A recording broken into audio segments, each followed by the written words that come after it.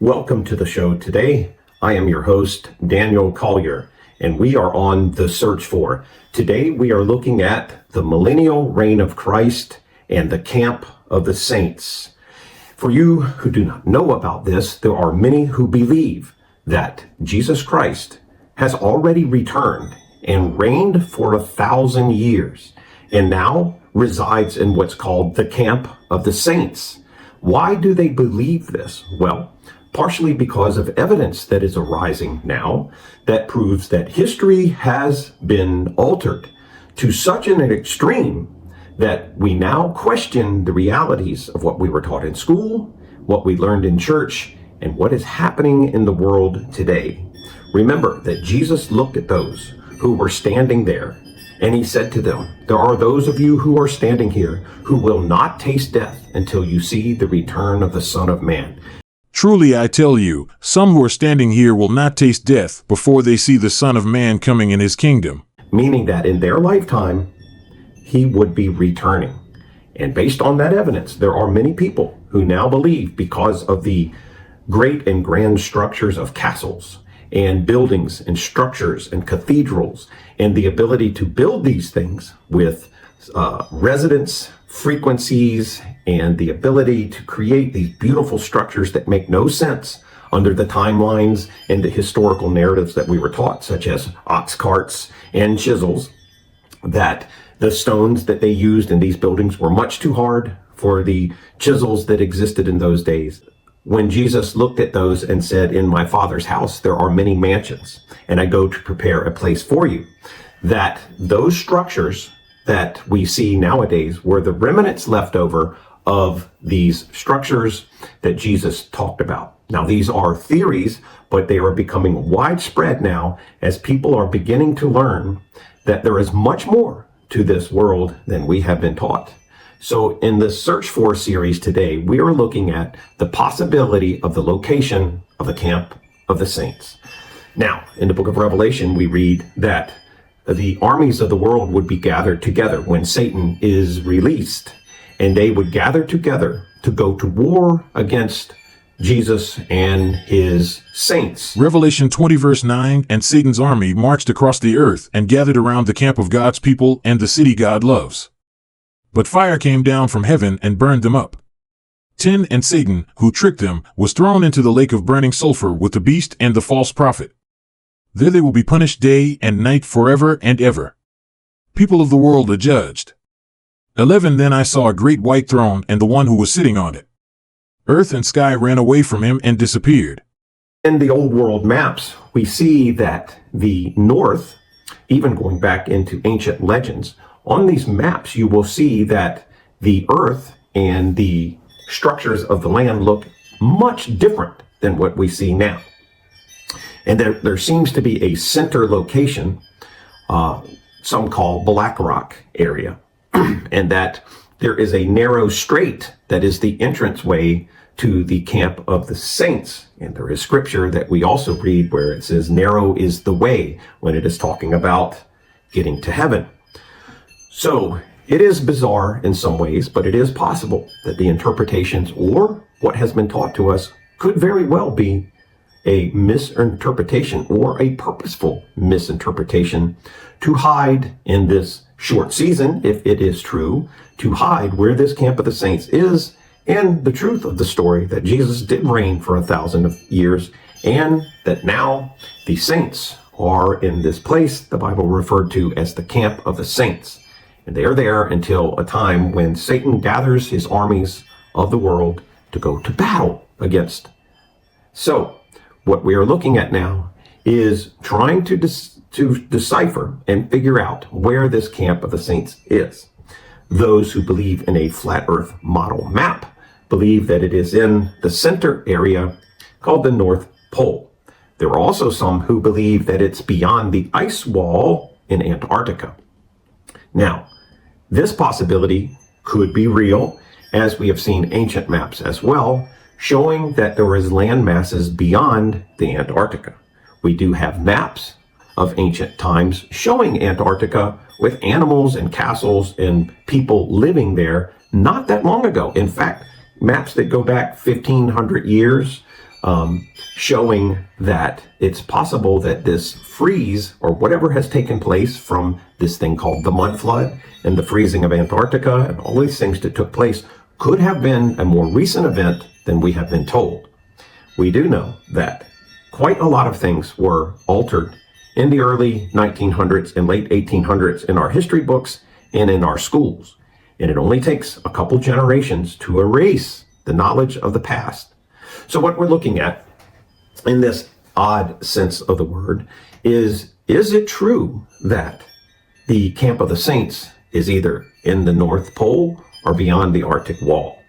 We do know that the Earth is larger than what we've been told. The images of the blue marble that we have been shown for so many years all stem from the Apollo mission, which in a leaked footage documentary called A Funny Thing Happened on the Way to the Moon, they discovered the footage that was used to capture the blue marble.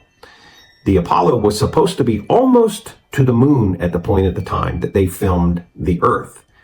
What it turns out to be is that the astronauts were actually not that far from the Earth, and they had put a silhouette into the window and placed the camera on the far side of the Apollo. And from that, they then did an audio with whoever they were speaking with. And in this audio, you hear them talking about the distance and what was going on, and all of that could have been just dubbed in later. But at the end of this, they thought either the camera was off or the footage that was retrieved had not been edited, and the astronauts removed the silhouette that was in the window, of which we have the image of the blue marble. The problem is that they removed this silhouette, and when they did, the actual size of the Earth filled the entire window, and who knows how far it went beyond that. So the image we have of the blue marble, of which all computer programs and all imagery since that time photoshopped, we have this image of the Earth that shows a certain size. And from that, we have created our maps, and we have created our school systems, history, our mathematics and stuff based off of this false image of a smaller Earth, be it round or flat. It is actually much larger, which would go along with the ancient maps and the ancient continents that are mentioned beyond the ice wall.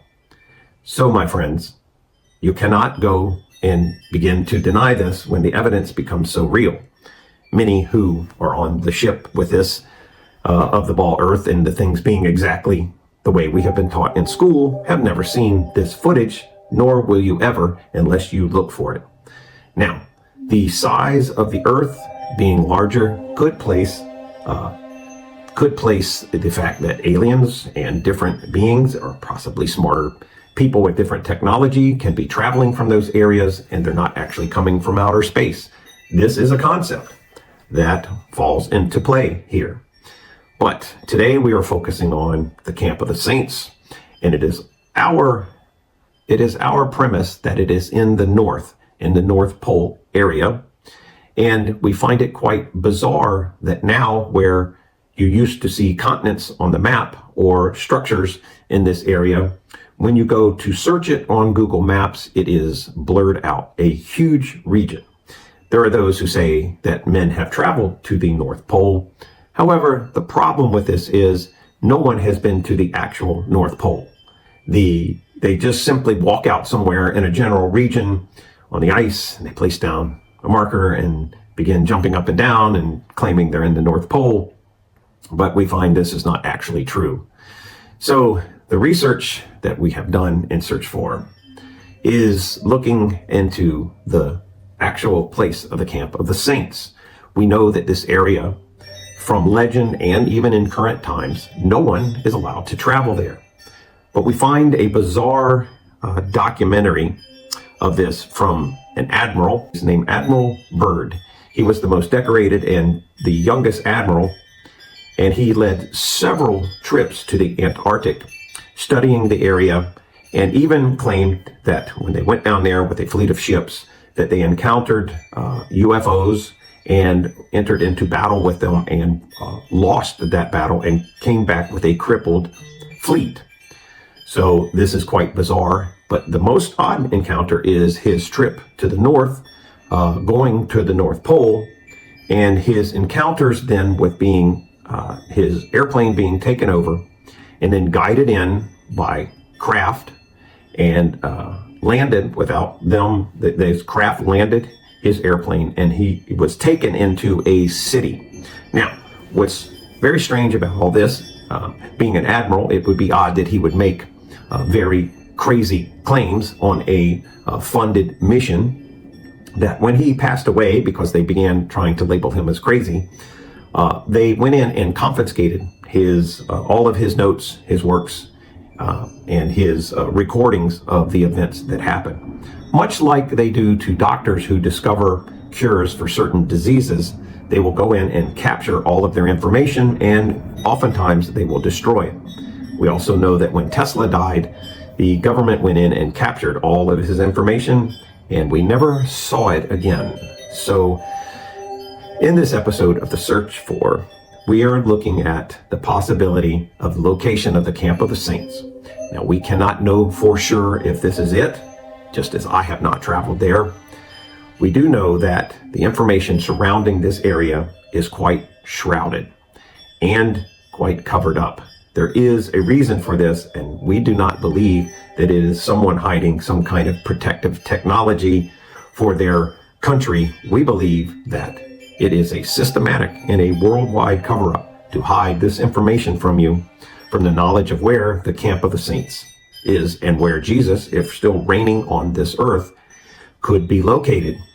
So, if those of you who believe in the Bible and that there will be a time when the nations of the earth gather together an army against the Camp of the Saints, that this could be very well be the location where the people could come from all four corners or the four areas of the earth and close in on the central location in the North Pole.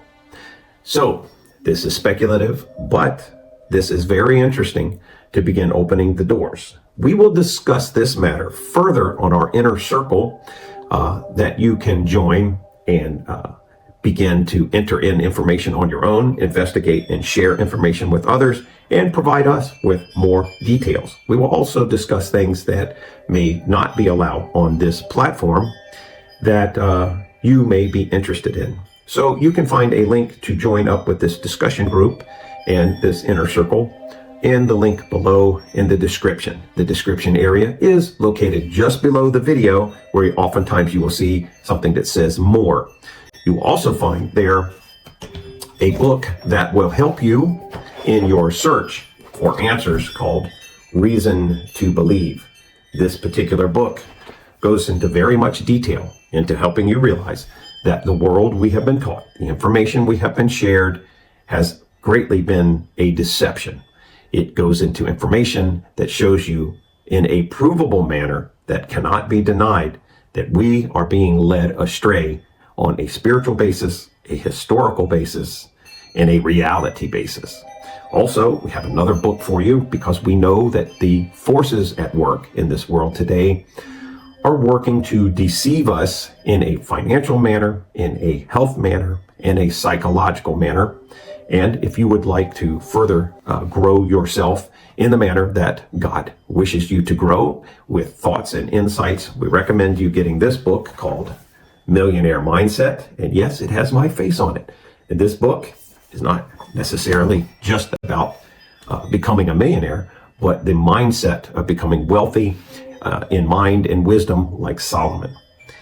Also, these particular stories that we use on and come up with scenarios, we have developed a formula to show how the deception of the world is taking place.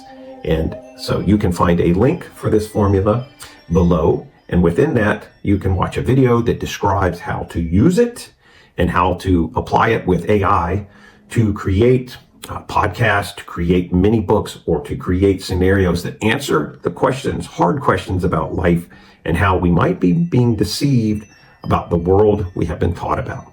Let me ask you something. Have you ever seen a headline and thought, there's got to be more to this? Everybody has, and nowadays especially. What if you could dig a little deeper into it and find out stuff nobody's talking about? So here's the deal. I've got this formula I created, and it's been back engineered based off of how, let's say, secret people create scenarios for you to follow. It's kind of like your own personal conspiracy scriptwriter. You take any mainstream story, you plug it in, and boom, it spits out an alternative explanation that's so spot on, you might start to question reality yourself. Now, here's where it gets fun. When you combine it with AI, it's like having a superpower. You can whip up these crazy X-File level theories in just seconds.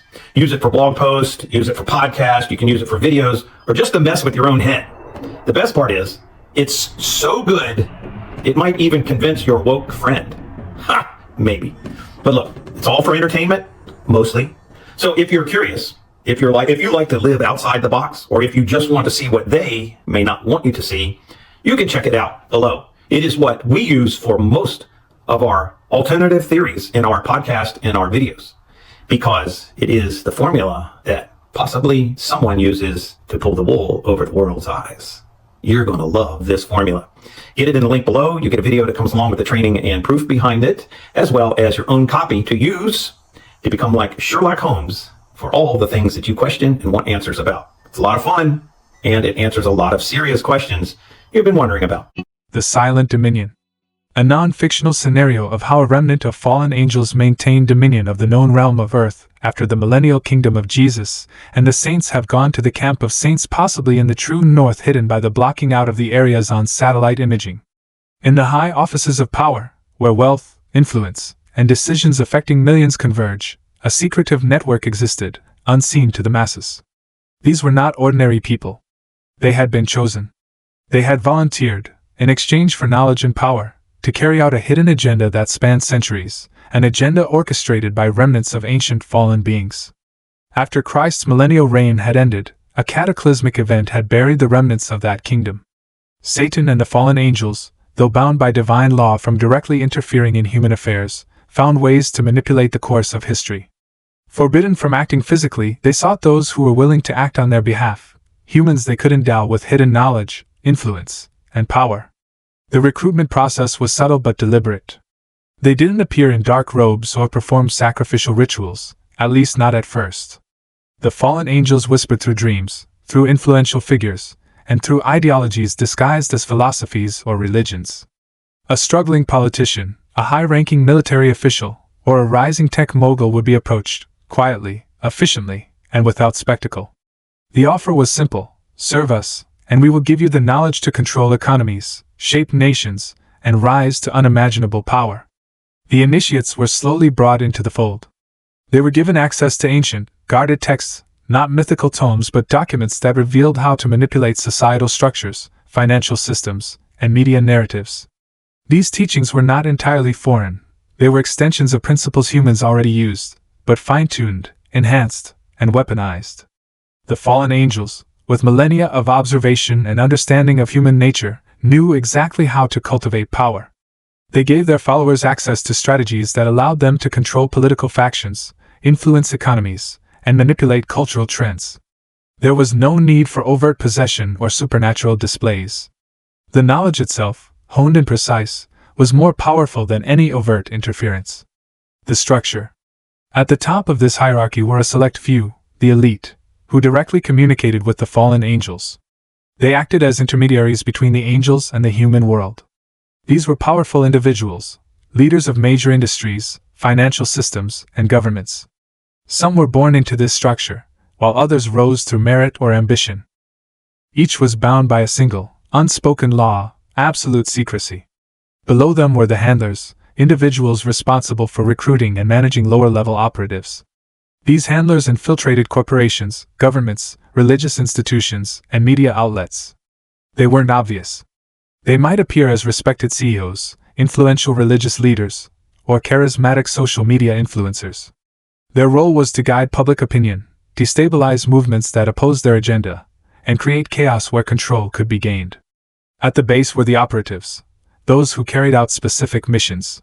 They could be politicians who pushed controversial laws, media figures who spread disinformation, or even grassroots leaders who unknowingly served a larger agenda. They often believed they were acting out of their own volition, convinced that the knowledge and opportunities they'd been given were their own achievements. The knowledge.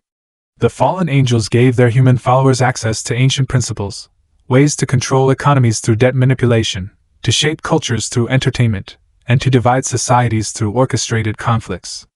This wasn't magic. It was a precise understanding of human psychology, sociology, and economics, passed down through secret societies, exclusive clubs, and elite schools. For example, initiates were taught how to create controlled opposition. By funding both sides of a conflict, they could ensure that no matter the outcome, the ultimate agenda was served. They learned how to create economic crises, allowing them to buy up assets and consolidate control when the dust settled. They were instructed on how to manipulate media narratives, ensuring that the public remained distracted and divided, while real decisions were made behind closed doors. In return for their loyalty, these followers were given power, real, tangible influence in the world. They gained wealth, control over corporations, and seats at the most influential tables. But the price was their soul, not in the metaphysical sense, but in the sense that they could never act outside the agenda. Every decision, every law passed, every business venture had to align with the greater plan. The agenda. The ultimate goal of these fallen angels, and their human proxies, was to keep humanity distracted, divided, and spiritually disconnected. The remnants of Christ's millennial kingdom, buried beneath layers of mud and time, were to be forgotten. Any evidence of that divine reign had to be suppressed. This was done through control of academic institutions, religious bodies, and cultural narratives. The followers of this agenda believed they were bringing about a new world order, one where they would reign supreme. They envisioned a future where humanity would be fully controlled, where freedom was an illusion, and where the remnants of Christ's reign were erased from history. However, what they did not realize was that they were merely pawns, serving an ancient evil whose ultimate goal was to prevent humanity from ever recognizing the truth, that they had once lived under the peaceful reign of Christ, and that the world they now lived in was a counterfeit, built on lies and deception. The control. Every facet of society was touched. Financial systems were manipulated to create debt, ensuring that entire nations remained in economic bondage. Media outlets disseminated narratives that kept the public divided, distracted, and easily controlled. Religious institutions were infiltrated to ensure that true spiritual awakening never occurred. And every time a truth seeker got too close to uncovering the reality, they were silenced through discreditation, destruction of their reputation, or, in extreme cases, physical removal. The fallen angels had perfected the art of control, and through their human proxies, they maintained a silent dominion over the world. Their followers, convinced of their own superiority, continued to rise in power, unaware that they were building a system designed to keep humanity from ever reclaiming the truth of Christ's reign. And so, the world turned, its people unaware of the ancient war being fought beneath the surface of their daily lives. Only a few, scattered and isolated, understood the depths of the deception.